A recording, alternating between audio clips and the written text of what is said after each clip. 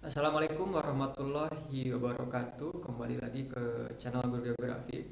Ya, kali ini saya akan mencoba memberikan sedikit gambaran ya. Ini berdasarkan pengalaman. Jadi kenapa sih ada guru yang nggak disukai oleh siswanya ya seperti itu.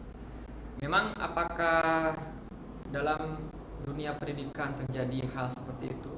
Eh, Berdasarkan pengalaman saya 10 tahun lebih mengajar, memang yang namanya anak-anak siswa itu adalah seorang penilai yang baik ya. Dari ujung kepala sampai ujung kaki itu dinilai ya. Jadi meskipun pada dasarnya semua siswa itu respect pada gurunya ya, hormat. Tapi berdasarkan dia pengamatan panca indera, merasa dan lain-lain itu pastinya akan terbentuk image seperti itu, ada yang disukai, ada yang enggak gitu ya. Nah, dan ini pasti terjadi juga di sekolah manapun, saya yakin kayak gitu ya. Dan ini berdasarkan pengalaman saya pribadi, tapi bisa saja pengalaman kalian beda ya. Apalagi kalau untuk guru-guru awal, misalkan yang baru berkarir ya, kemudian atau lagi sedang PPL dan lain-lainnya, mungkin bisa jadi referensi. Oke, jadi yang pertama, kenapa sih guru itu ada yang nggak disukai? Yang pertama itu, yang paling utama ini, kenapa guru nggak disukai? Karena dia tidak bisa membangun ikatan. Kata kuncinya di ikatan, atau bahasa kerennya chemistry itulah ya, gitu ya. Jadi ikatan ini kunci bagaimana seorang guru bisa nantinya mentransfer pengetahuan ya, membimbing ya, kemudian mengarahkan dan lain-lain. Itu yang paling penting. Jadi sehebat apapun gurunya dalam hal penguasaan materi, tapi dia tidak punya ikatan dengan siswanya, dia susah. Ya, dan itu pengalaman saya, dan itu juga dari eh, apa eh, nasihat guru saya dulu ya, pernah bilang. Jadi ketika saya PPL tuh dikasih tahu seperti itu. Jadi memang yang pertama itu adalah membangun ikatan ya. Jadi contoh sederhana kayak gini ya, kalau kamu misalkan pertama kali masuk kelas itu ya, di semester awal, jangan langsung tiba-tiba datang kemudian pasang muka masam gitu ya, kemudian langsung bicara tentang nilai ya, bicara tentang pelajaran. Itu akan gak senang anak-anak tuh ya. Jadi harus menguasai dulu anak-anaknya seperti apa ya, pelajari psikologinya gitu ya.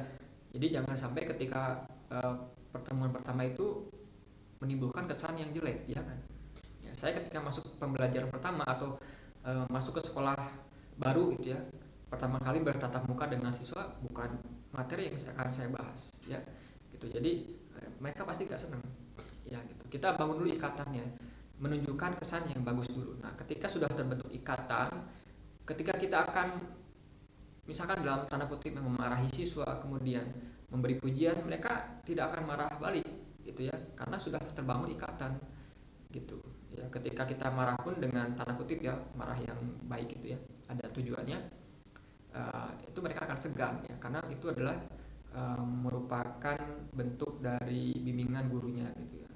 Tapi kalau tidak punya ikatan, pasti akan melawan balik ya. Itu pengalaman saya ketika melihat teman-teman guru yang lain kayak gitu ya. Jadi memang harus membangun ikatan dulu, sama seperti anak dan orang tua gitu ya. Dan itulah memang dunia pendidikan.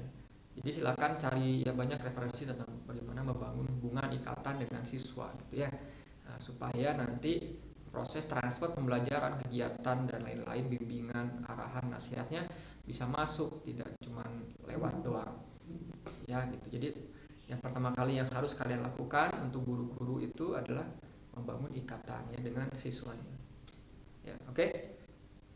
Oke, yang kedua ya, yang kedua yang membuat guru itu tidak disukai oleh siswanya itu adalah dia tidak bisa menguasai, bukan tidak bisa sih, kurang menguasai ragam cara pedagogis ya.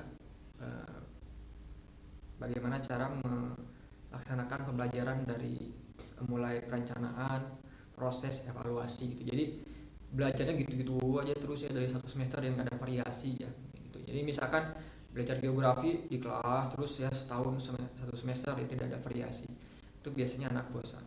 Misalkan saya, misalkan satu semester ya, kadang belajar itu misalkan dalam materi batuan, saya ngambil batuan gitu, atau membiarkan anak ngambil batuan di sekolah atau apa dan lain-lain. Jadi bukan hanya di kelas terus ya mendengarkan ceramah tugas gitu akan bosan ya. Jadi ini kan masuk ke pedagogis, jadi makanya guru itu ada kemampuan pedagogik itu gitu, merencanakan, menyusun kegiatan belajar ya, kemudian memproses pembelajaran sampai dengan evaluasi, membuat soal dan lain-lain, evaluasi remedial dan lain-lain ya itu. Jadi memang kemampuan pedagogik ini perlu dikuasai ya.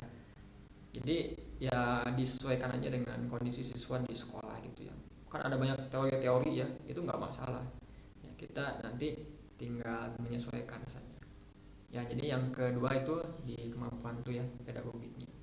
Nah yang ketiga, kenapa guru nggak disukai oleh siswanya itu, menurut saya itu karena eh, kemampuan pengetahuan terhadap materi ajarnya itu relatif kurang. Jadi wawasannya tuh kurang.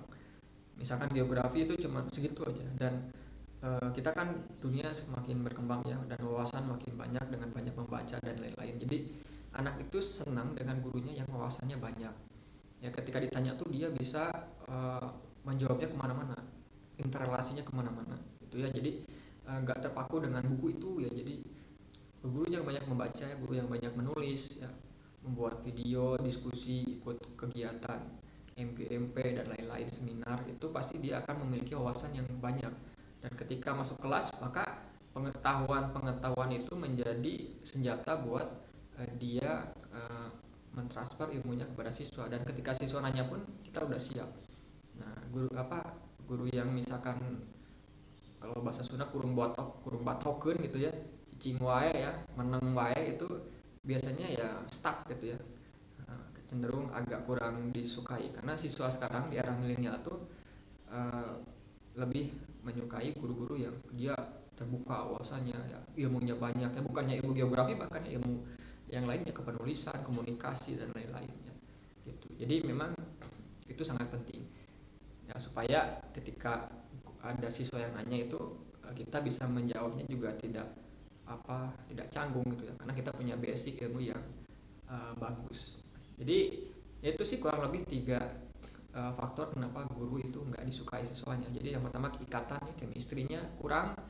Yang kedua kemampuan dia pedagogiknya masih ya belum begitu maksimal ya. Yang ketiga juga kemampuan profesionalnya, pengetahuannya masih belum begitu banyak atau luas. Dan semua itu masih bisa berkembang ya. Jadi kuncinya tuh di jam terbang ya, di pengalaman. Jadi kalau misalkan kalian baru lulus FKIP keguruan masuk ke sekolah, pasti wajar lah kita belum tahu apa-apa ya di lapangan. Kegiatan di kuliah, teori-teori dengan di lapangan ada yang sama tapi banyaknya beda. Ya, itu banyak. Jadi kekuatan guru ya, kemudian pengalamannya itu akan membangun dirinya menjadi seorang guru yang berkualitas profesional dari itu. Kesulitan pengalaman-pengalaman yang dia lalui semakin panjang dia mengajar ya, puluhan tahun dan lain-lain, sambil terus membaca, meningkatkan kompetensi